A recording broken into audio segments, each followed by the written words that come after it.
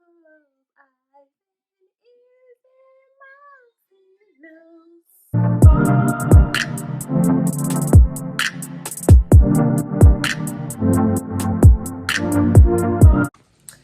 guys, welcome back to my channel. If you are new, go ahead and hit subscribe, and if you are joining back, welcome back. So let's go ahead and talk about, entering in my first semester of respiratory school. So you guys, when I first applied to respiratory school, COVID was nowhere to be found, okay? As soon as I get accepted, COVID says, hey, I want to show up. And it's like, do I continue on? But this will give us a good break because I had just got laid off from my job. And that pandemic pay was coming in real clutch. So look, you know what? I'm going to take advantage, do this unemployment thing, and we're going to get that money and make sure I pay for school with that money.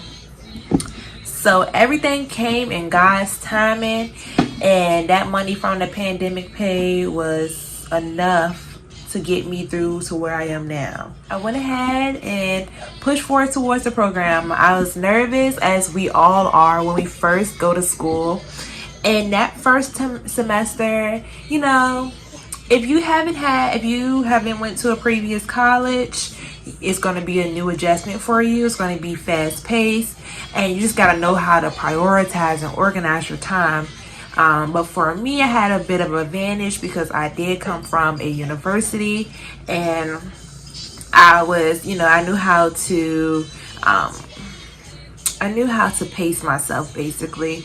And then to top it off, as soon as I started school, I found out I was pregnant. And you guys, the first semester was the worst semester. It was just not a good pregnancy for me. I didn't want to get out the bed. I just couldn't go anywhere. And luckily, you guys, because of COVID, we had online classes. The first 2 semesters had online classes, which was awesome because I got to not only still participate in school, but dealing with my pregnancy, I really didn't need that. I don't know if I would have made it going to school and being sick all the time. I don't know if I could have done that. If your teacher allows you to pre-record the lecture, do that so you can replay it and replay until it gets into your head. I also advise YouTube, Respiratory Coach. He is awesome. He helped me through my, few semesters, especially my first and second semester. He helped me tremendously, and it wasn't easy for me because I had a disadvantage because of my morning sickness. So if I could do it, I feel like anyone can do it because I, majority of the time, was in the bed. During lectures, my camera was off. I can be throwing up, ain't not really paying attention to the lecture.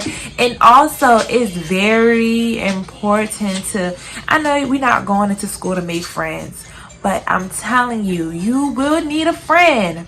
You will need somebody, 1 or 2, because without, 1 or 2 or 3 people that I had made connections with, I was missing lectures. My computer was on, but I wasn't physically there at the computer some days, and they helped me catch up with work. If any missing information that I needed, they were there to give it to me. So it's very valuable. So 3 tips. Definitely make a friend or 2, just in case it's a backup.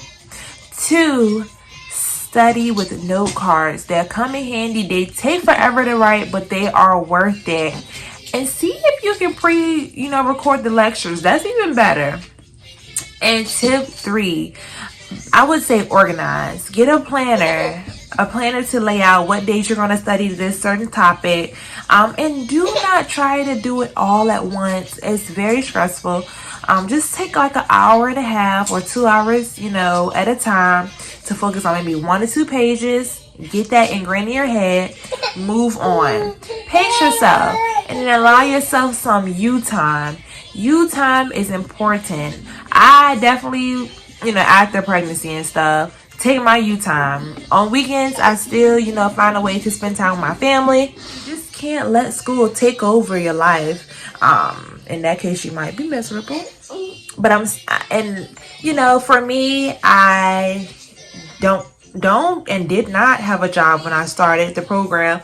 So for me, it might have been a bit easier because I'm at home all the time.